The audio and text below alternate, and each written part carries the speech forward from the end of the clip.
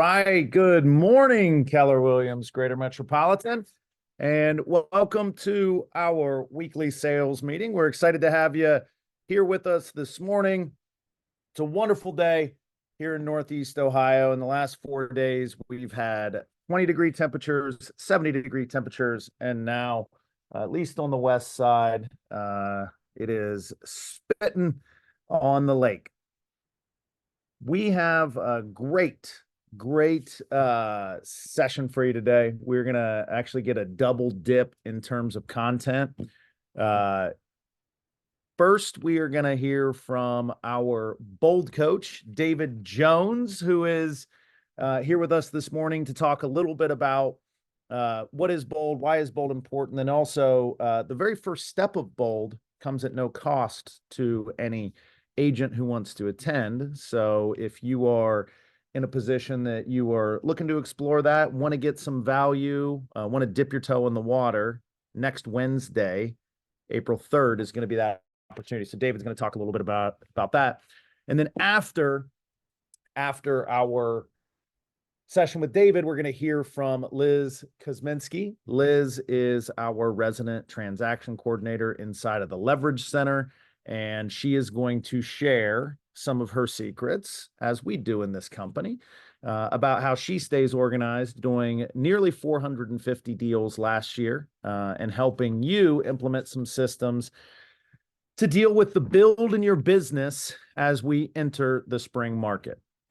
But before we get to any of that, we're going to start, as we do every week, with a little conversation about our belief systems. So as we look at this, you see the Y4C2Ts. When we get together in person, we like to open the floor and get some reactions from folks. When we're here together on Zoom, you're just going to get my ruminations for better or for worse. And I feel like every other week or every other time I do this, I come back to the same one. But in light of recent events and the conversation we had just 8 days ago with our broker, Andrew Ginter, and all of the swirling that has the potential to take place around our industry, I want to focus in on the second C, which is commitment. Actually, I'll go with the first 3 C's. I'm going to give you a trifecta this morning. One, if we stay focused on how to serve our customers and our clients at the highest level, everything else will magically sort itself into place. Whenever we start to prioritize anything in front of our customers, that's where things get a little sticky, or that's where things can get sideways. And the second part is, it's not always going to be how it's always been. I believe our founder and chairman, Gary Keller, said, change is inevitable, participation is not. And so as things change, that is why it is so critical and why we talk so consistently about having a big why. And that big why is what is going to drive your commitment to do what you have to do when you have to do it for those customers, to ensure that you are delivering on opportunities for them. And then finally, and most importantly, and I can't see if our broker Ginter is on here, but this is his favorite, communication. Every single issue that is ever manifested inside of a real estate transaction or inside of the real estate brokerage or inside of a real estate industry is rooted in communication. So if we are stronger communicators, we will be more likely to get to the best outcome for our customers. All right, the 3 C's, the first 3 of the 4 C's in the Y4C2Ts. That was a tongue twister. All right, so Bold registration is closing soon. We are hosting Bold in Northeast Ohio. It will be in a super convenient location in Brecksville, Ohio, right off the highway, easy to access from any corner of our little slice of heaven here. And I imagine this is as good a time as any to throw it over to our Bold coach, the man who will be spending the next 8 weeks in Northeast Ohio. And I'm proof that if you spend 8 weeks in Northeast Ohio, you can end up spending the rest of your life there. So, David, be careful. but we're gonna cue you up and let you chat a little bit with the team here. All right, that's the best intro I've ever had. I'm evidence if you spend 8 weeks in Ohio, you'll never leave. So warning taken, Michael, on doing it. So, well, my name is David Jones. I am your Bold coach coming in. I'm very excited to come see you guys. I could talk about Bold all day long. And they'll have all the details in there. A lot of you on here have taken Bold, don't have a ton of cameras, so I'm not gonna be able to do a lot of hands up and all that. Thank you, Julia. I actually had I had to prompt it up to do that. So, Julia, thank you. That does not surprise me. You put those in the chat box. Guys, I want to talk to you more about right now. And Michael, how much time do you want me to take right now? I'm good with whatever. What do you think? 15 to 20 of your, okay. 20 good minutes. Give us the. Yeah, 15. That gives me enough time to do an exercise. I want to talk. It's not about. Here's the biggest mistake people make. It's not about Bold. People have taken Bold before. A lot of statements. I was talking to an agent in New York City yesterday. We were talking about Bold. And I said, one of the biggest things people make right now, statements that we make is, if you take in Bold, they say things like this. I already know how to be bold. I also know how to eat better, but I do better when I have an accountability partner. When somebody knows what I'm eating and I've got to report that to somebody, I eat better. My daughter's a health nut. She turns 25. I know it's hard to believe, me being only 35. I get it. So my daughter is really healthy. And, it's funny. She'll ask me what I have. Every once in a while, she'll ask me what you've been eating. And when your kid, so accountability works. And it was a real interesting conversation of doing that. The other one is we get stuck in these blind spots. And Michael, I love what you said just now. Change is inevitable. Participation is not. Man, that could not be more apropos to today's market. Now, what I want to talk to you about is getting on track for goals. If you're taking notes, I see a little bit of cameras on. And I will tell you, if y'all in these events, anytime you can turn on your cameras, I encourage it, because you do participate at a higher level. You do listen at a higher level. But I want to talk to you about what I'm doing with all my coaching clients right now. And this is where I think Bold comes into play. I do coach mega agents one-on-one, and I do Bold. Also, I have a real estate team as well. I sell real estate actively. So go on active appointments, lead generate when I'm not on the road for Bold. And I want to talk to you about your goals for 2024 and why this statement of change is inevitable, participation is not, is actually incredibly apropos for this conversation. And I'm going to walk through this exercise. Basically, I want to invite you to write down what your goal is for 2024. Okay. This is what I'd be doing with you if I was coaching you one-on-one. Okay. I want you to write down what your goal is for 2024. So you may write down, typically there's 3 categories. You're going to write down volume, gross commission income, or number of units. How many units you're going to sell. Those are the basic best 3 categories to goal set with. Profit is obviously the most important. Profit is difficult because a lot of you guys run your P&Ls differently. Even if you do run one, probably a lot of you don't run one yet, because you run your P&Ls differently. How you commingle money and your write-offs and all that, it's not really accurate. And I don't mean that in a bad way. So write down GCI units or volume for 2024. Now, I'm just going to use a number. What will be a good number, Michael? Probably 40 units in a year is a good even number for the whole group for me to use. Yes. So, yeah, okay. So let's just say somebody wrote down a goal of 40. How many units should you be having closing by the end of the first quarter to be on track for your goals? Not a loaded question, not easy, not hard math. How many units should you have be closing by the end of the first quarter, which is the end of this week, to be on track for your goal? Anybody in here? 10. 10. All right, there you go. Thank you. So you should have 10 closings. Now, everybody right now, take your goal divided by 4. That's where you should be on track for your goal. And I'm curious, is anybody in here, whoever's willing to participate, maybe you can use your electronic hand, turn your camera, use your real hand. Who in here is behind on their goal going into the first quarter? Finishing the first quarter. All right, got a hand in the car over there. I love that. Thank you. That was John. Thanks, John. Anybody else? Anybody, my non-camera people, got electronic hands you want to put up? Who's behind on their goal? Now, let me give you a little hint about right now for this 2024. You need to be by the end of the first half of the year. There you go, Serena. Thank you.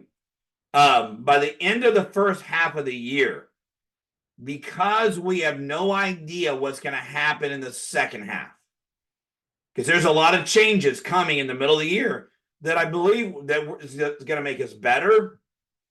All these things going on with NAR, people go, are you going to address them in bold? I'm not going to address anything legal in bold. What I am going to address in bold is how to make us better agents during all of this.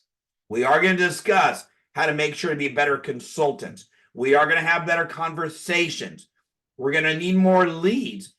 How to handle a seller who says, I don't want to pay a buyer's agent commission. We're going to have all these conversations around how to be better consultants in bold. Here's my advice right now in this next 3 quarters of the year. You need to be at 75% of your goal in the pipeline by the end of June of this year. I want everybody to take their goal and realize is your goal was 40. You need to be on track to be hitting your goal by the mid part of the year, which means that if you're behind on your goal, we need to actually go into massive action. You saw Tony Robbins at Family Reunion. He's a big, massive action guy. So if your goal is 40, I want you to write the number 30, and I want you to write June 30th. Now, somebody tell me, why is it so important that we get this amount of momentum, this amount of energy? And some of y'all's brains are clicking. Some of y'all's brains are saying that's impossible. Some of your brains are saying things like, you know, I got the whole year ahead. Why is it so important that we get ahead of our goal by the middle of the year, opposed to just being at 50%? Now, I'm not saying they're closing June 30th. I'm saying we need to have half of our goal, have 3/4 of our goal on its way, like in the pipeline, in the listing, in the hopper, ready to go. Why do we need to get so far ahead of our goal by middle of the year right now? Somebody tell me. I'm curious. Why is that so important? This is the participation part of the program. Rita says to exceed your expectations. I agree. Why else?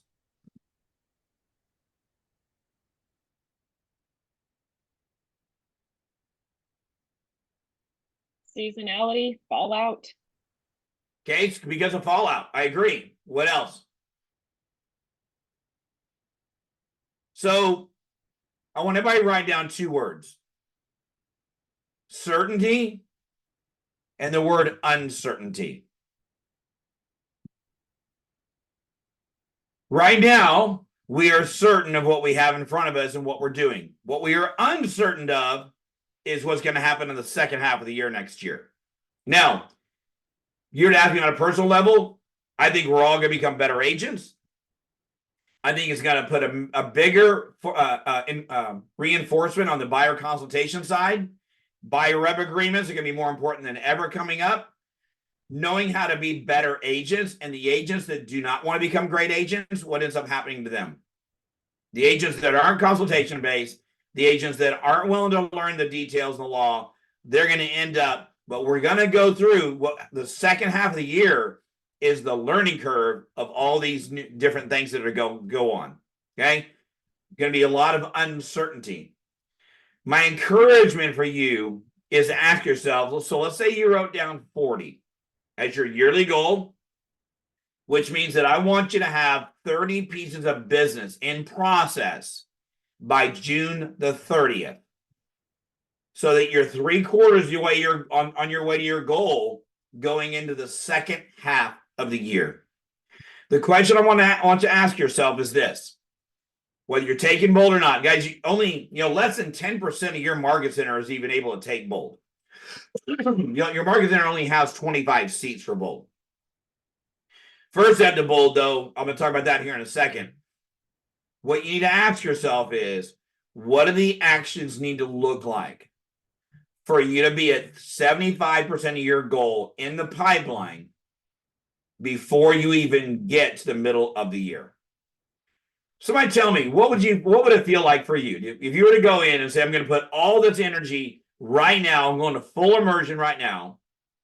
What would the second half of the year look like? How would you feel if you already had 75% of your goal in the pipeline ready to go? They'll start popping even afterwards. How would that feel to have 75% of your goal in process at the middle of the year? What would that feel like? Somebody tell me.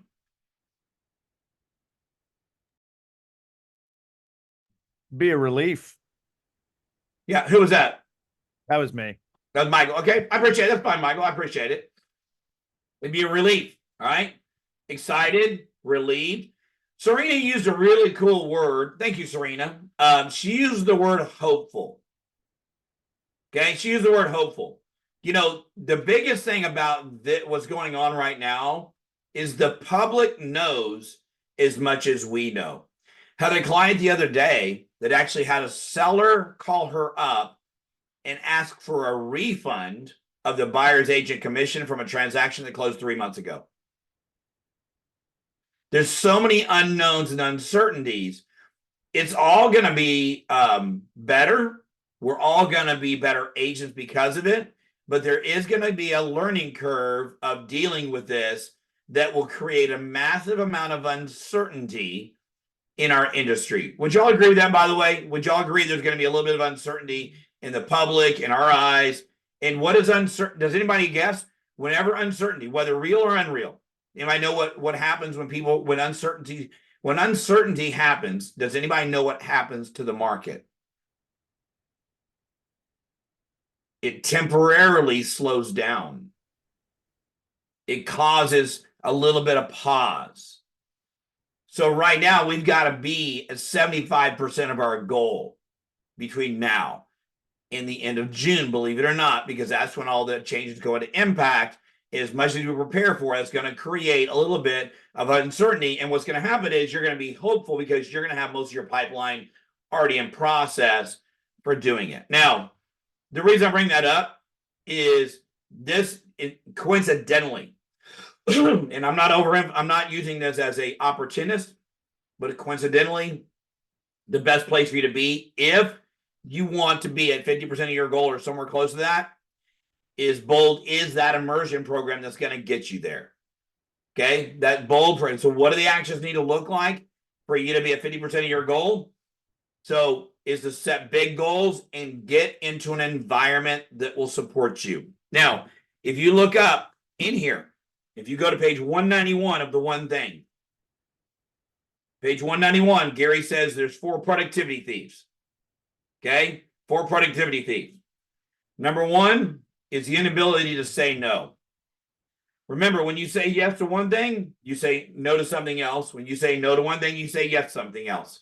That usually means lead generation. You say no to bold, that means you're saying yes to distractions or whatever those are for you. Number 2 is the fear of chaos. Some of the reasons people have trouble going into this immersion idea of getting halfway there is because of chaos. Number 3 is poor health habits. We're actually going to talk about that in bold. And then number 4 is probably the one I'm talking about right now. The environment doesn't support your goals. What you got to ask yourself is, what do you need to be? What environment is going to be the most conducive for you getting ahead of your goal? Your environment is the single most important decision you can make. Being in an environment where there's being goal set, positive mindset. Bold is about positivity. Bold is about productivity. Bold is about energy. Bold is about optimism, believe it or not, and getting you into full immersion what you're doing. So a couple steps in here. Julia put the links in there. Next Wednesday is first step to bold. Next Wednesday is first step to bold. First step to bold is free. Somebody tell me again, first step to bold is what? free. Whew, whoever said that, thank you. I was waiting for the mute buttons to hit. Now, here's what I'll tell you about First Step to Bold. You have nothing to lose. We're not going to have enough room for everybody who wants to take it anyways. This is going to be one of the smaller Cleveland Bolds. Isn't that right, Julia? My understanding, this is one of the smaller ones. Is that right, Julia? And so not everybody, I will tell you though, the room will fold about 140 in First Step, and you will walk away from First Step with at least, I average 2 leads per person that you did not and would not have had if you didn't go to First Step to Bold. Who likes the idea of having 2 leads by coming to spending the day with me next Wednesday? Who likes the idea of walking out with 2 leads you didn't have? Somebody give me something. Who likes that idea? All right. So that's nice because I run a very controlled room. We're also going to go in and discover some things that are holding you back. And I'm going to do some really cool exercises in Bold that are going to be some self-discovery that you're going to be doing in the room on your own, on your piece of paper, where you're going to really discover what's holding you back and why we do or don't do some of the things we do. So that's Wednesday, is First Step to Bold. It is free. Once again, it's what? It's free. And if you are going to go, now, if you don't get the link right now, my assistant is trying to get the numbers together on who's going to show up. You're going to get a text from me that says, if you're going to First Step to Bold, reply with yes. You can do that as well. That'll go out about, I think it's scheduled for 11 your time. My assistant is really trying to figure out how many people are going to be there right now. So you're going to get a text from her. If you know you're going, go ahead and hit that registration right there and do it. Now, if you do already know you're going to take all 7 steps of Bold, and if I know Julia, she'll probably pop that one in again now. I see her working. There you go. I told you. There's a registration on there. Bold is $7.99. Guys, you're going to be picking up leads in here. If you knew you could be at 75% of your goal on track by the end of June just by taking Bold, we all know you'd do it in a heartbeat. So, things I want you to take away from here. 1, get ahead of your goal. Get ahead of your goal. Get an immersion right now. You want to make it through any kind of shift, any kind of what's going on in the market, all those things. Go in immersion right now. Bold's the place to be. Number 2, Bold is free. First Step Bold is free.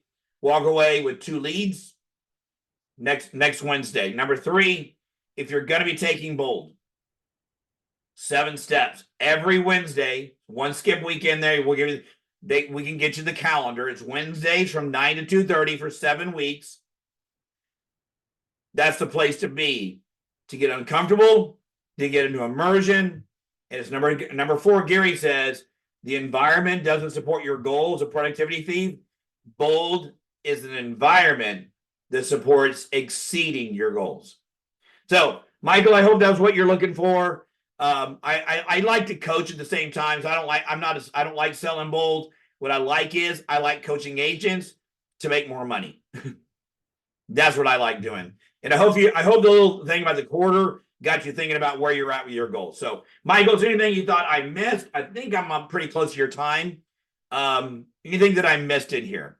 No, I think it was wonderful. And I think I am reminded as a multiple time graduate of Bold that, we set goals and then we focus on becoming the person that can achieve those goals. Yeah. And the focus, models, systems, tools, accountability, and environment provided by Bold get us there faster than potentially any other opportunity that will come our way this year. Yeah, 100%. I mean, that number 4, where your environment doesn't support your goals, Gary says that as a distraction or a productivity thief. We're going to use it as a giver for your goals. Go hang around. You know what they say, if you hang around a millionaire, you'll be a millionaire. If you go hang around people that are healthy, you'll be healthy. So Bold is that environment that's going to support your goals.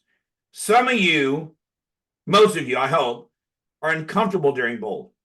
If you're always in your comfort zone, you're not growing. And as Michael said, you grow, your business grows. And that's the whole point of being part of Bold. It's a holistic program. It's not just lead generation. It's not just conversations of what to say. It's mindset, it's skills, it's accountability, it's habits. All those things packaged into one for a 7-week immersion transformational experience. And if you've taken Bold before, and two biggest things I hear. I've taken Bold before, I know what to do. That mindset is also what's keeping you from growing to be more. Second one is I can't afford it. Julia put it in the chat email. You want to be in Bold, I promise you, and I think Michael and Julie would agree, we'll figure out how to get you in there if you want to be in there. So Michael, thanks for letting me be a part of your team meeting. I appreciate it. I look forward to being in Ohio. I'm only there for 7 weeks. I think 8 weeks is where you end up staying in Ohio. So I think I'm going to get out 1 week early. So You're lost. You're lost, my friend.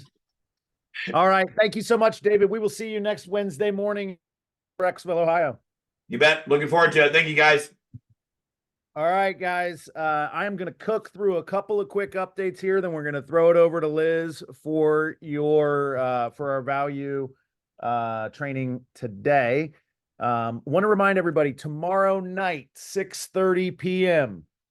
We are going to keep building on this conversation around what's happening with the National Association of Realtors, the real estate industry, and we have a very, very cool component of this series. We are going to be breaking down buyer agency agreements, buyer representation agreements, what those conversations look like, and then how to handle the objections with a gentleman named Jeff Young, who has been getting buyer agency agreements signed, buyer representation agreements signed for the last 30 years.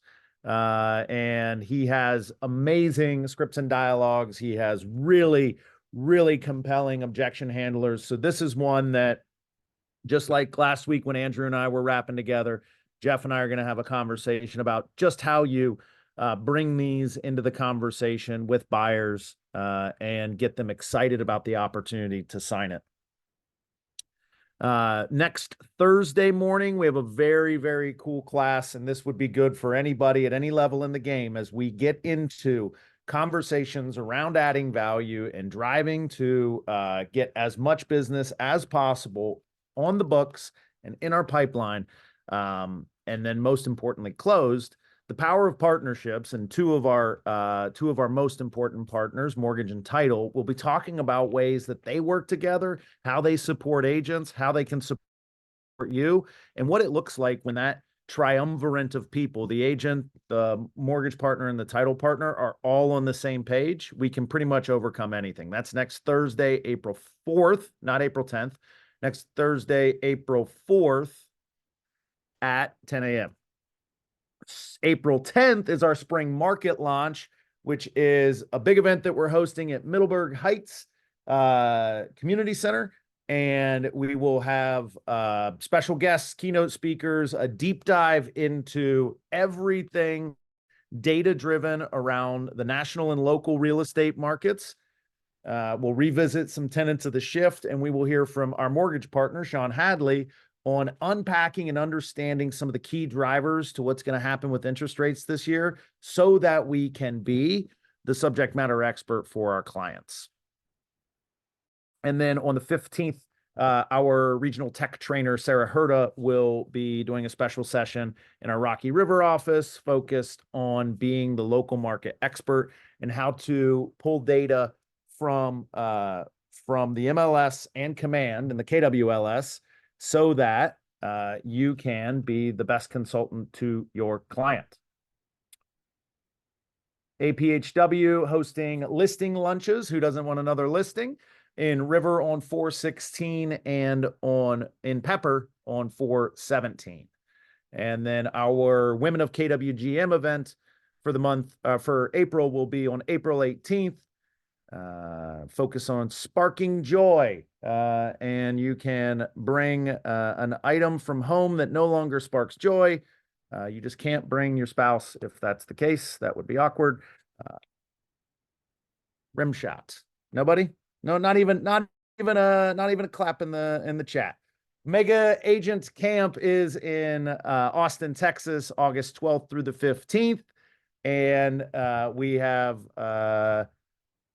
no partner updates today. We're just going to throw it on over to Liz to make sure that she has all the time that she needs to maximize your organization and keeping everyone sane this spring.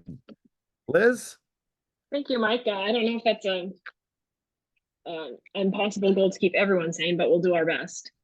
That's fair. Um, Fair enough. So thank you for letting me speak today, having this opportunity. Yes, I wanted to talk about staying organized, because organization, I feel like, really is the key to getting more done and working more efficiently. So the more organized you can be, ultimately, the more you can do.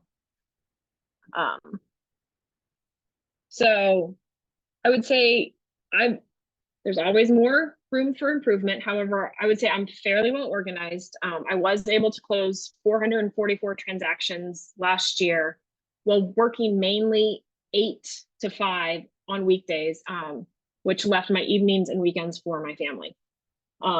So just so you know, like, that's the framework that I'm coming from, trying to make sure that I can organize my life so that I have time to do what I want to do as well. Since this is Keller Williams and we love our acronyms, I put together an acronym for all of us today. Codify. Codify your life, organize your life. So to codify means to arrange according to a plan or a system. And the goal with talking about this now is that you can get all of this organization set up now before the spring markets, the summer market really hit, so that you can actually utilize it this year. Because if you can spend some time now, you will ultimately save time later. If you can, the goal is to ultimately save you time. So to begin with, the K it stands for know yourself. So everyone is different. And everyone, I would say, argue too, everyone has a different definition of what organized means. Yes, I'm an organized person, but I also call myself a pile person.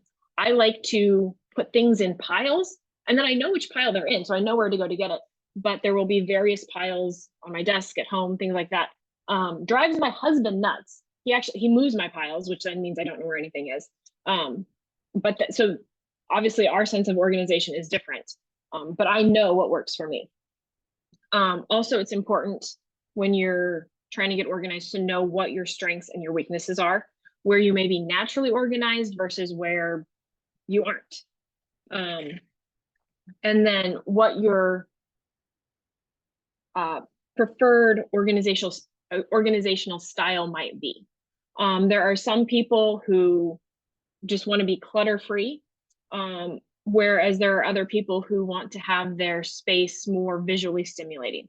So knowing which of those you are is going to help, because then you can know how to create the space you need to be the most efficient.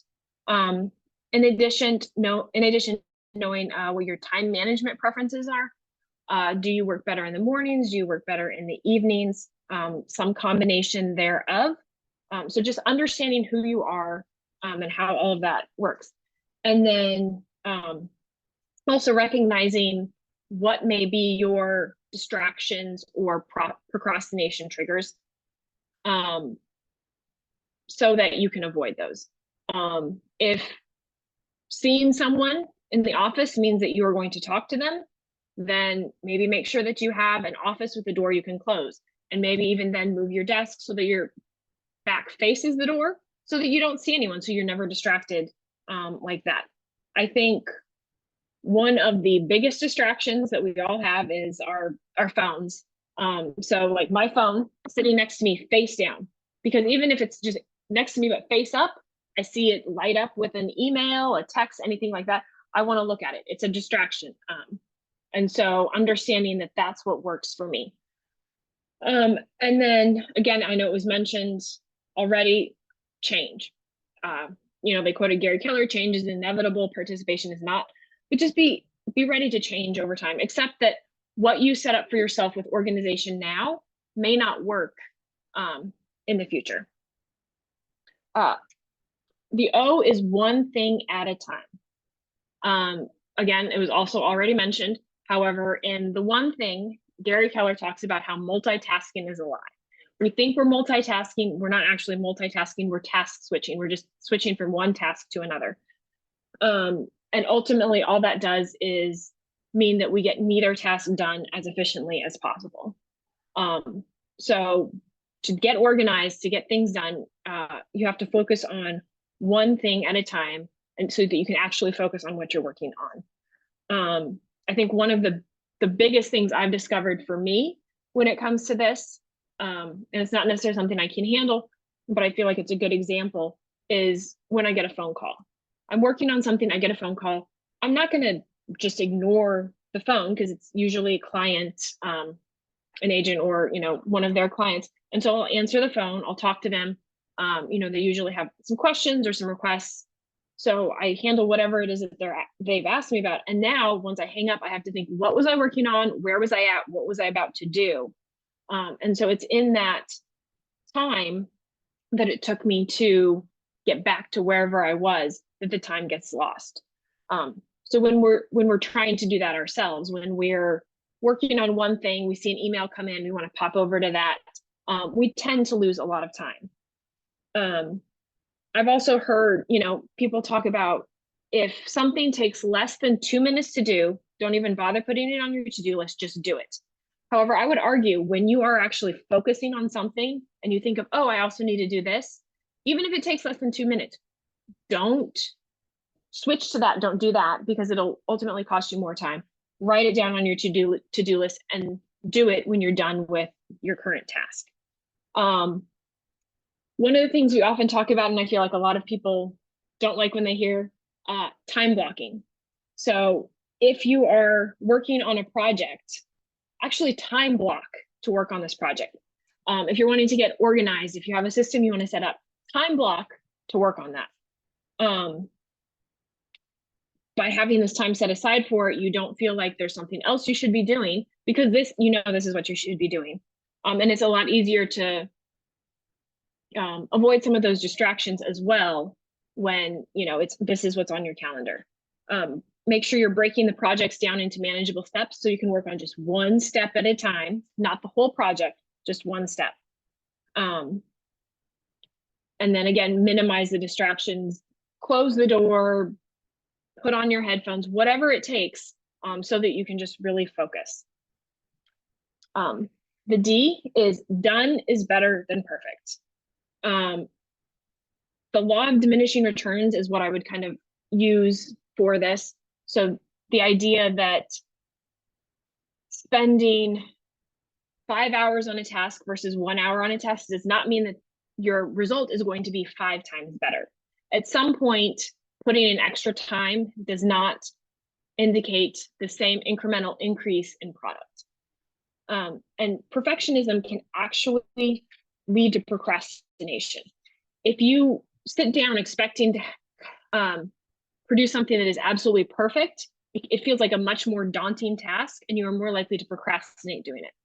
So sitting down and thinking, I'm just going to do the first draft, or I'm just going to get the basics together, the foundation laid, something like that often makes it way easier for you to actually get started.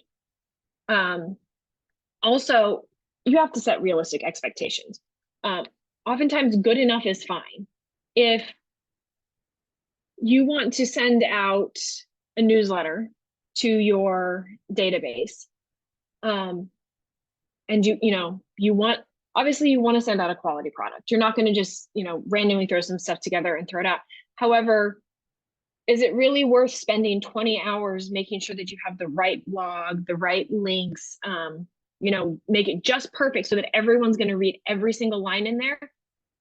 Honestly, no, that's not the best use of your time, especially not if you can just spend a couple of hours, make something that they'll actually open. Some of them will read, but they'll all see your name. They'll see you in their inbox.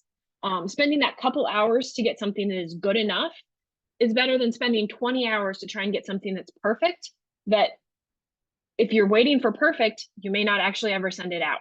So getting it done, getting it good enough is better than trying to get perfection. And also, you remember, you can always come back and fix systems later, or fix your organization later. So iterative improvement. Over time, you find ways that things could be better and you fix them then. It's way more efficient to start with something that's good enough. And over time, as you do it, figure out how to make it a little bit better and then fix it, rather than spending a lot more time at the very beginning trying to think of all those things that could go wrong and prevent them at the very beginning. Overthinking and analyzing can lead to analysis paralysis, where there's so many things you could do that you don't know what to do. And then also, as you're doing this, make sure that you're actually celebrating your accomplishments as well. When you do get something done, pat yourself on the back, take a break. That's actually something that I didn't put in here. However, breaks are important too. You can't have your mind focused on something for 8 hours a day. Like, you need your breaks, you need your mental breaks. Otherwise, your output actually deteriorates. So make sure you're celebrating your accomplishments, make sure you're taking the breaks you need. And then don't expect perfection from yourself every single time. So impartiality, keeping your emotions out of it. Emotion overrides logic.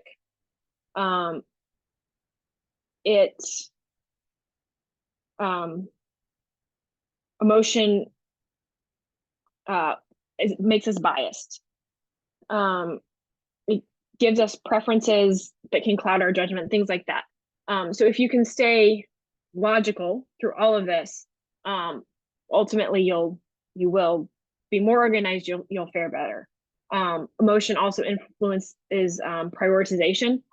One of the big things I can think about is oftentimes a client will call and they're in a high emotional state. I mean, we can all admit that buying and selling a house is an emotional process for many people, especially because it's the biggest investment of many of their lives. So a lot of their money is on the line, essentially. So if they even sense that something could be slightly wrong, a lot of people will get worked up. They get emotional. They call you. Now, the question is, are you going to reflect their emotion, or are you going to stay calm? Because I can tell you, and as much as I try, this still sometimes happens. Someone calls, they're emotional, and it gets me to feel like their problem is an actual problem, even though my logic knows that, we just need to wait for the title company to find out if that lien is actually them or not. Like, there's not a lot that we can do, and getting emotionally worked up doesn't help anything. But we do need to recognize when the emotions arise, maybe what causes them, especially emotions in ourselves like stress, frustration, overwhelm, and then address them in whatever way we need to, so that we can, stay as logical and as reasonable for our clients as we can. Another thing, I recognize that, this is not, real estate is not our life. We all have friends, we all have family, things we do outside of real estate. And those can all have emotions attached to them as well. And sometimes when we come to work, even when we're dealing with a bunch of emotions at home, we need to flip the switch, set those emotions aside, say, I'm no longer, I'm taking off my mom hat right now. I'll deal with, the whatever it was that happened at school yesterday. I'll deal with that when I get home. But for now, I'm an agent. The logic's going to prevail, and I'm not going to let the emotion get to me. And sometimes that can be hard, but it's something to practice, just so that, we can stay doing what it is we need to do. And the final suggestion I would have when it comes to impartiality is, don't let how you feel about something keep you from doing it. The big thing, and everyone's going to hate to hear this, lead gen.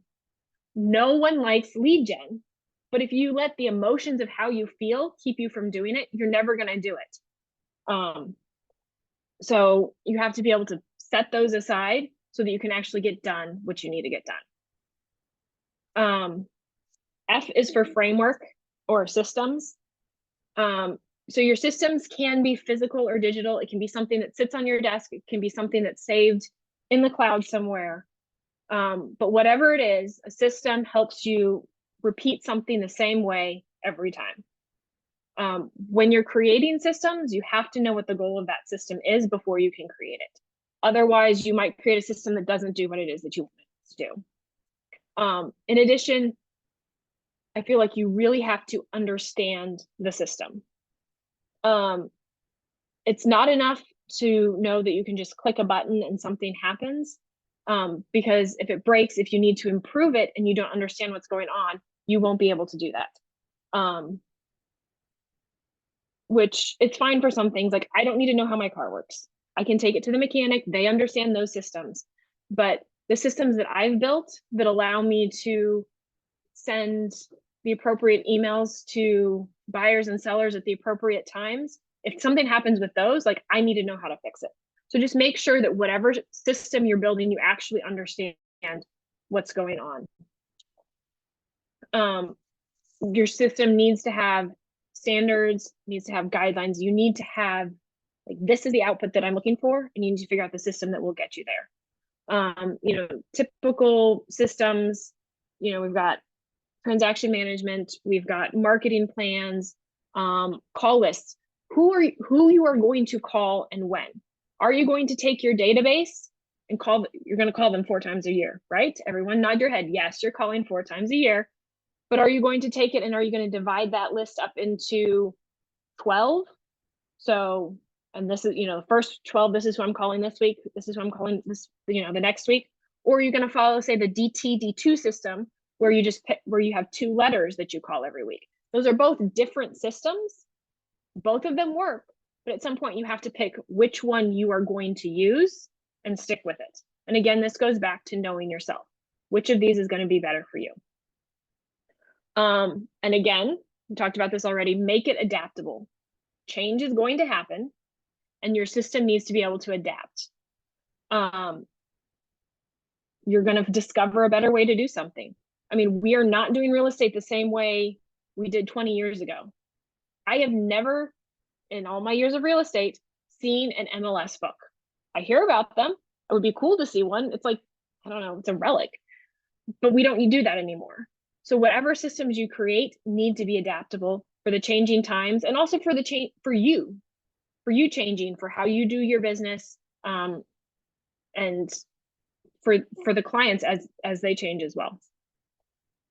The last I is information storage. So once you create your systems, once you get organized, where are you storing this? CRMs, checklists, spreadsheets, all of those are, great places to store your system. And again, it's dependent upon you, what works for you. Where will you go back to? And then make sure that as you're putting this together, that you have good categorization, that you've organized it in such a way that you can find whatever you need with categories and subcategories. Because a transaction management system, like, here's my transaction management system, here's sellers, here's buyers, here's VA buyers, here's, FHA sellers, like, and all of the things for that.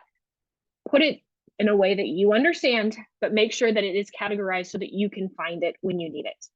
And then you have to go back and visit it regularly. Obviously, if it's something like your marketing, your call lists, your transaction management, you probably need to be visiting it daily. Like, who do I need to call today? What emails do I need to send today? That kind of a thing. However, you should also be visiting it regularly, just looking at it as in, is this still the best system, the best organization for me to get done what I need to get done?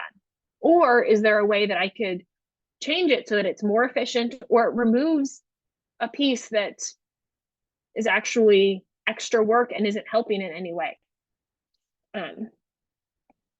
So make sure you're doing that regularly, you're reviewing it, you're going over everything.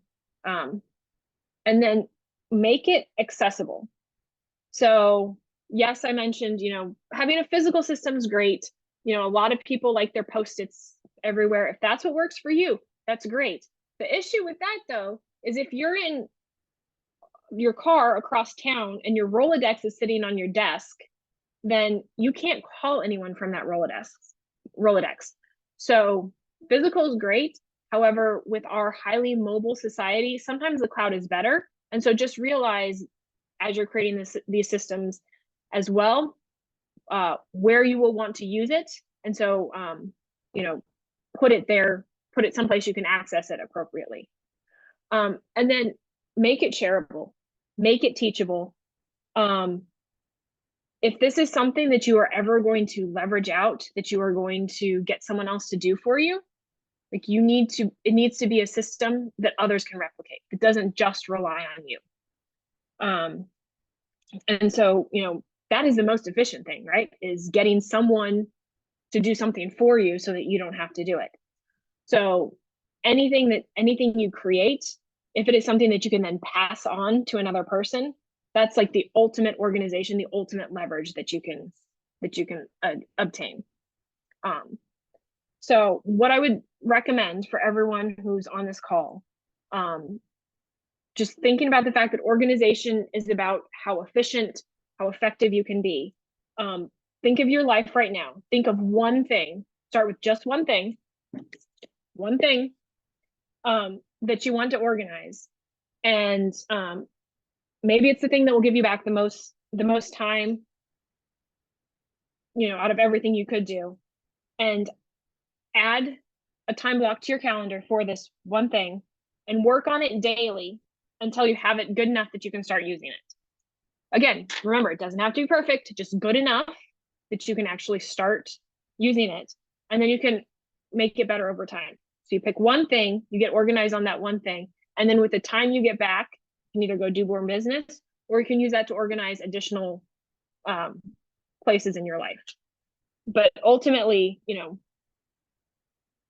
organization isn't, well, I don't want to say it's not hard, because it can be hard. However, it should not be scary. Don't be intimidated by it. Start small if you have to.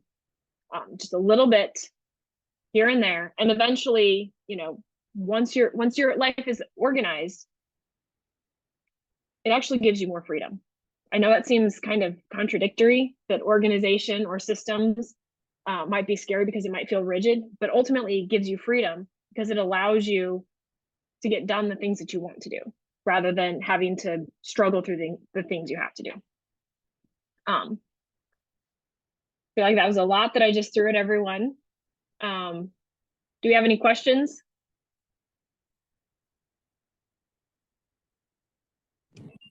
Thank you, Liz. This was very helpful.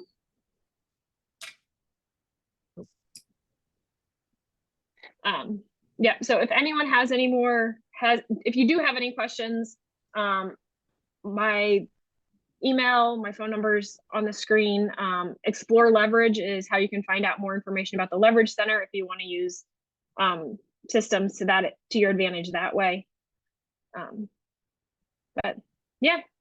Liz, Thank thanks for sharing this information. You did a really good job, and absolutely thought-provoking as a person that struggles with organization. But what I found interesting is your pile and your visual, because that is very much how I operate, and people just don't understand it, but it's a real thing, and it's a good system.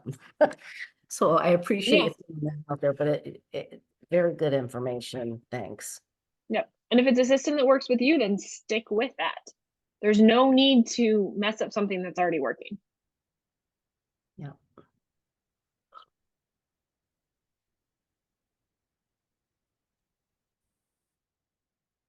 Awesome, Liz. Thank you so much. I will just reiterate the last point she made. If you have questions about how the Leverage Center can help you, can take your system, support your marketing, run your transaction, your contract to close, reach out to Liz or head to exploreleverage.com. Great opportunity to access it a la carte. And then also, as always, if you are looking to improve in any phase of the Codify system that Liz shared with us, I I'm sure she will avail herself, as will everyone on our leadership team, to support you in leveling up or finding the next opportunity. So, Liz, thank you so much for sharing all that today and for Thank you. supporting so many of our agents. Anytime. All right, gang, that is going to be all for this morning. Go forth and conquer. There is no sales meeting next week, as we will have the first step of Bold that we will encourage everybody to be at.